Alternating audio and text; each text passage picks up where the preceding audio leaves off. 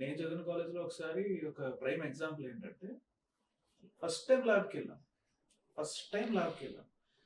ల్యాబ్కి వెళ్ళినప్పుడు మా ప్రొఫెసర్ వచ్చి ఒకరు, అరే ఇక్కడ ఎంతమంది తెలుగు మాట్లాడతారు, ఎంతమంది ఇంగ్లీష్ అదే ఇంగ్లీష్ కాలేజ్ స్కూల్లో చదువుకున్న వాళ్ళు, తెలుగు మీడియం చదువుకున్న వాళ్ళు అటు ఇటు ఉండండి అన్నారు.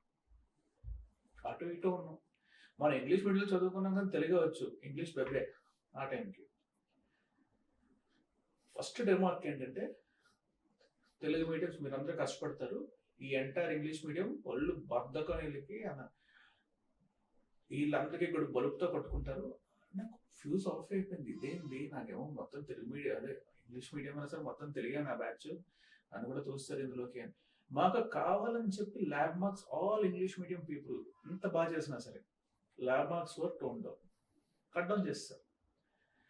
సో నేను ఎందుకన్నానంటే 90% రెస్పాన్సిబుల్ ఫ్యాకల్టీ, 10% ఇర్రెస్పాన్సిబుల్ ఫ్యాకల్టీ అంటే ఈ ఈగోస్ ని, వాళ్ళ పర్సనల్ ఈగోస్ స్టూడెంట్స్ మీద చెప్తారు.